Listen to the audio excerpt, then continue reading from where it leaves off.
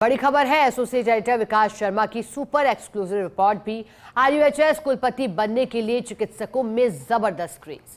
कुलपति पद के लिए राजस्थान समेत देश भर से करीब 40 आवेदन आए हैं। इन आवेदनों में से चयन समिति ने 8 से 10 चिकित्सकों के नाम शॉर्टलिस्ट किए। शैक्षणिक योग्यता, प्रशासनिक अनुभव, रिसर्च समेत अन्य मापदंडों को शॉर्टलिस्ट का आधार माना गया है। चिकित्सकों का समिति के अध्यक्ष होगा 28 जनवरी को इंटरव्यू। राजभवन से गठित समिति के अध्यक्ष एसएमएस से सेवानिवृत्त professor Arun Chogle, RUHS nominee doctor Vijayendra Kumar, state government nominee प्रमुख चिकित्सा सचिव गायत्री राठौड़, आईसीएमआर की प्रतिनिधि के रूप में डॉक्टर संगमित्रा पाती देखेंगे शॉर्टलिस्टेड चिकित्सकों की योग्यता। अधिक जानकारी देने के लिए एसोसिएट एडिटर विकास शर्मा जुड़ गए हैं। विकास, आपकी सुपर एक्सक्लूसिव रिपोर्ट आई है और ऐसे में खासा क्रेज भी दिखाई दे रहा है। बताइएगा, क्रेज के मद्देनजर पैनल बनाकर किस तरह से तैयारी होगी, मेरिट का आधार भी रहेगा चयन में? देखिए, बिल्कुल आरयूएचएस कुलपति का जो पद है उसके लिए सरकार इस तरह बड़े कवायद जो है वो की जा रही है। अगर बात करें अभी की, तो राजस्थान में पिछले दिनों एक आवेदन मांगे गए थे आरयूएचएस की कुलपति को लेकर के, क्योंकि ये पद जो है मई 2024 से खाली चल रहा है। इस पे माफ कीजिए, खाली नहीं चल रहा है।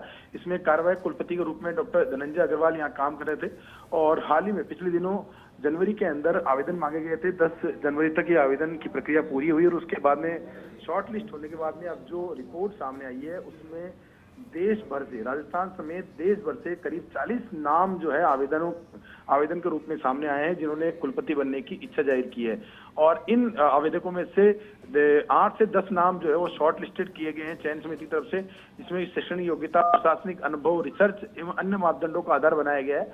और इन शॉर्ट लिस्ट चिकित्सकों का समिति के समक्ष अब 28 जनवरी को एक इंटरव्यू कह सकते हैं, इंडक्शन कह सकते हैं, इस तरह का कवायद की जाएगी। उस कवायद में राजभवन की तरफ से गठित कमेटी के जो अध्यक्ष हैं एसएमएस के सेवानिवृत्त प्रोफेसर डॉक्टर अरुण चोगले हैं, आरयूएचएस के नॉमिनी है डॉक्टर विजेंद्र कुमार है, स्टेट गवर्नमेंट की नॉमिनी है प्रमुख चिकित्सा सचिव गायत्री राठौड़, आईसीएमआर के प्रतिनिधि के रूप में डॉक्टर संगमित्रा पाती जो है वो शॉर्टलिस्टेड डॉक्टरों से संवाद करेंगे, उनसे उनकी योग्यता के बारे में जानकारी लेंगे और साथ में उनका पूरा स्क्रीनिंग जो है वो कह सकते होगा। और ये स्क्रीनिंग कमेटी इन चिकित्सकों में से मेरिट के आधार पर एक पैनल बना करके राजभवन भेजेगी और राजभवन से राज्यपाल हरिभाऊ बागड़े की अनुशंसा के बाद में आरयूएचएस को स्थायी कुलपति मिलेगा। हम आपको अपडेट कर देंगे, ये जो कुलपति का पद है ये नियुक्ति से 5 साल या फिर जो चिकित्सक की नियुक्ति होगी उसको 10 वर्ष 70 वर्ष की अधिक उम्र तक के लिए पद रहेगा।